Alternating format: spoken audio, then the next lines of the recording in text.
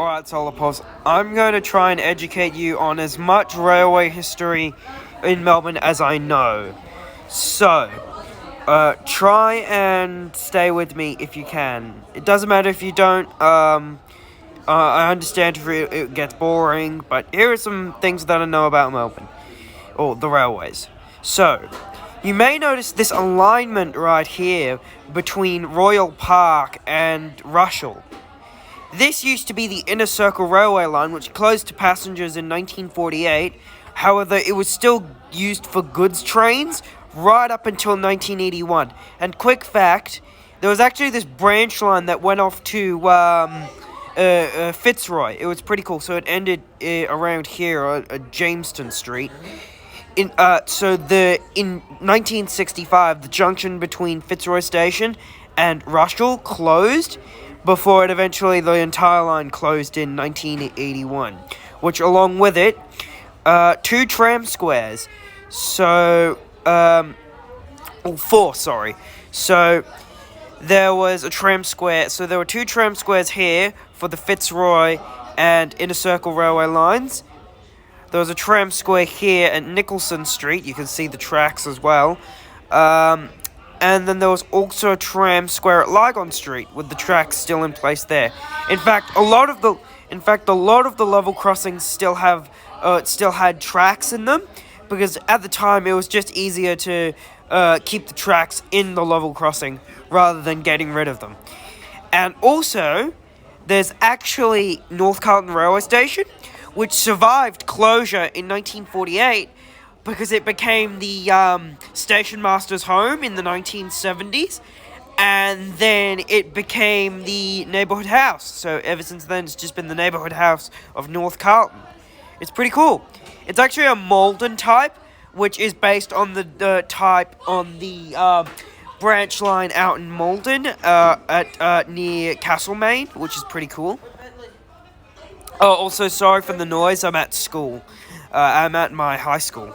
Yay, fun. Anyway, we've got the Upfield line. Pretty cool. It actually used to be the Somerton line. And here is my favourite railway station, Moreland, which is another Malden-type building.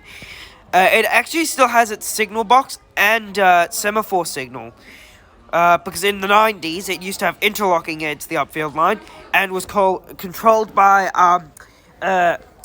bracket semaphore signals, which is pretty cool. The level crossing was removed in 2020, unfortunately, but at least the original station building is still around, which is pretty cool. And then, moving on from the Upfield line, we've got the Sandringham line, which actually was the last level crossing on the suburban network to have interlocking gates on an electrified suburban network. It was actually 2 level crossings with interlocking gates. The other one was at the other one was at Lydiard Street North in Ballarat on the regional network. So it's at, let me show you, it was at New Street in Brighton Beach. Unfortunately, in 2007, a comment train to Sandringham smashed into the interlocking gates after the person who controlled the interlocking gates fell asleep. So, that happened. Same situation for Lydiard Street North. Someone failed to signal a velocity to stop at Ballarat, so it kept going. And because of this, they forgot to signal the interlocking gates person to open the interlocking gates. And the velocities ended up going 93 kilometers an hour through the interlocking gates. Thankfully, no one was hurt, though. But 49 seconds before, some girls crossed over the level crossing. And now, one other fact about the Sandringham line is that no level crossings planned to be removed. That's pretty cool. Anyway, moving on from the Sandringham line, we have the Altona Loop line. I've already talked about that, though. I'm trying to remember another train line, but I've forgotten. Oh, not the Upfield line, the Hurstbridge line. Now, this is my favourite train line, mainly because of all of its history. You'll see here, in Eltham, Eltham has what is the last trestle bridge on an electrified suburban network. Not just an electrified suburban network, but also out on regional services as well. Because most of the train lines with trestle bridges have closed, except for the Hurstbridge line, which still has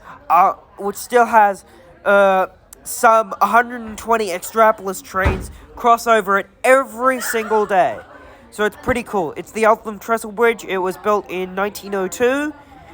Here it is. It's pretty cool. It spans over the Mary Creek. At least I think that's the Mary Creek. Oh no, it's the Diamond Creek. But yeah, that's everything that I know, pretty much. I'll probably make a part 2, maybe when it's a little bit quieter.